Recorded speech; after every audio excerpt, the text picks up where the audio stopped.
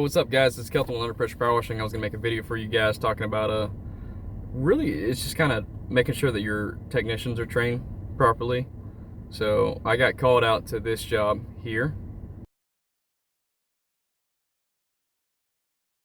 and as you guys can see on that, the oxidation on that house has been, for the most part, removed because the company, not my company, not my technicians, which is why I'm bringing it up.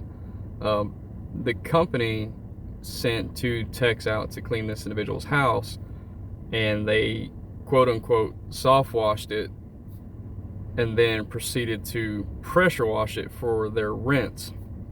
So the homeowner was upset, called me and got me to come out there and take a look at it. So first off, the house was already oxidized. It's hardy board. That's one of the things that kind of happens with hardy board. It's notorious for oxidizing like that. All the houses in that neighborhood are oxidized. So the homeowner already knew that his house was oxidized. He may not have known the term for it, but he knew that it needed to be painted. But he trusted this company to come out and clean it because it's kind of like one of the owners, part owners, is like a kind of a personal friend of his. So they kind of discussed it. Really, he just kind of asked the guy to come out and pressure wash his house, but just to kind of be easy on it. And so the guy said, yeah, no problem. I guess just kind of thinking it's for a friend. Didn't bother to go out and look at it. Didn't do any kind of touch test. Guys, if you're cleaning hardy board, even vinyl, go up and just do like a quick little touch test. Just see if you get any of that chalky substance that comes off on your fingers. That'll let you know really quick if it's oxidized.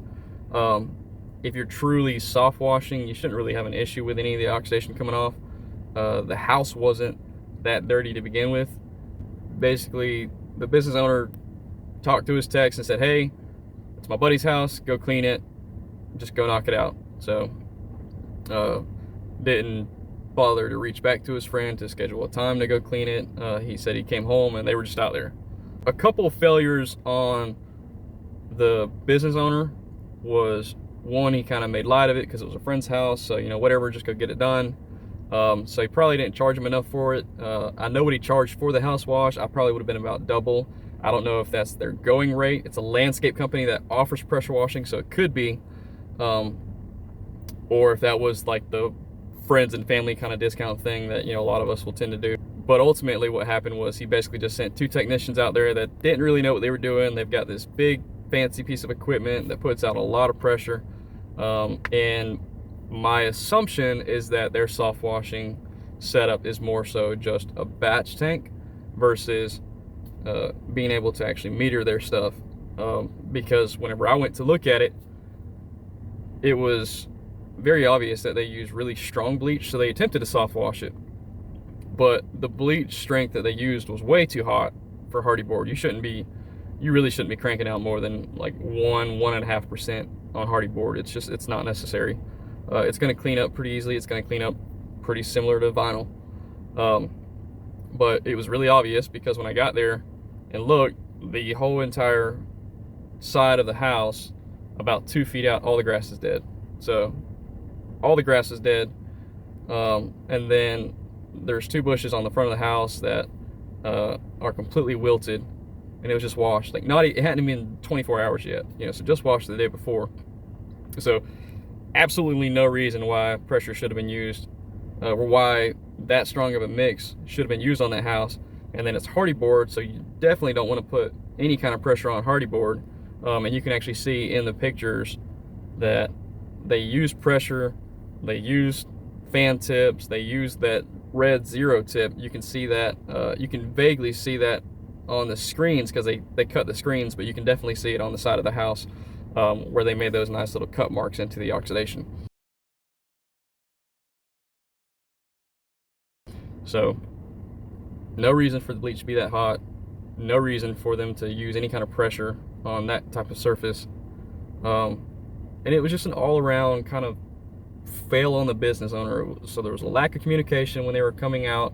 I don't believe he actually even went out to the job site to see the house before he quoted it or sent his technicians out, because if he had, he probably would have done a touch test, or should have. I'm not sure his knowledge on it. I know he's been pressure washing longer than I have, so I would assume that he was aware of the issues that come with hardy board. But a simple touch test would have told him that it was oxidized and to know to not put any pressure on it. So when you take an oxidized building and you put a strong mix of bleach on there, you're adding an oxidizer to an already oxidized surface, you're gonna break that bond and you're gonna make it even easier for some of that oxidation to come off.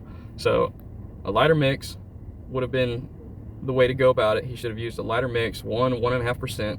Honestly, could have just downstreamed it. For those of you who downstream, could have just downstreamed it, used all low pressure tips, and just rinsed it, and it would have been a lot better. Very minimal, if any, oxidation should have been removed in that house wash process. But didn't communicate effectively.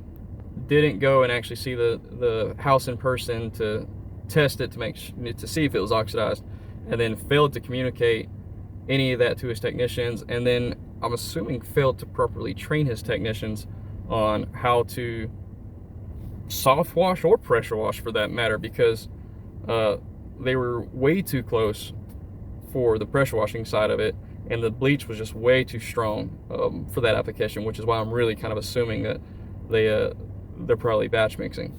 And now they're looking at paying to have this guy's house repainted. Whether they have to flip the bill to paint the whole thing, I'm sure they're gonna have to file an insurance claim for it. Insurance isn't gonna cover it, I can guarantee you that, because it was all through neglect. I don't know what to tell you.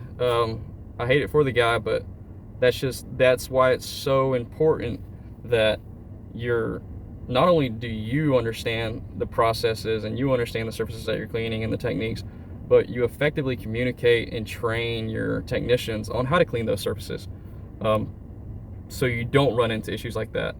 I don't know what that overall financial impact could do to his company. I think maybe they're a little bit better off, that it might not hurt that bad, but there's definitely some bigger concerns there though. So hopefully they'll get it together, and they'll go through some training, and they'll go through some courses, and they at least need to go through some kind of recourse action to make sure that they are being trained and know how to address that. From the sounds of it, they really just hired 2 guys to go out there and just pressure wash it real quick and be done with it.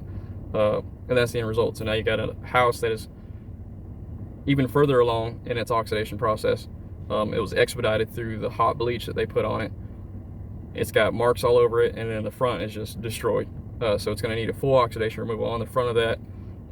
That may be something that we get subcontracted out to do for them, or they may just take it upon the painter to go ahead and do that. Preferably that would be the case, because oxidation removal is not a fun process, and it's not guaranteed. It doesn't always come out even. It can be very painstaking and kind of annoying. Even with some of these brushless cleaners that are out there for oxidation removal, it can still kind of be a pain to get it. So anyways, make sure you guys are training your technicians. Do your homework, do your research, communicate effectively with your techs, and just play it smart. So that's one of the benefits of going out to the job site to do your quotes, is you can look at stuff like that. That's a really good opportunity for you to meet with the customers, kind of explain to them. And that was his biggest concern too, was that he, as a customer, now doesn't know what to do. Trying to figure out why his house still looks wet the next day after it's been cleaned, why it smells like he just jumped into a 5-gallon bucket of bleach. All these red flags are going off, and now he's got a house that really it's destroyed. So make sure that you're communicating really well with your customers too. Anyways, that's it. Let me know what you guys think, if you've had any issues with that, what your thoughts are, and appreciate the engagement. So anyways, you guys take care, God bless, and we'll talk to you later.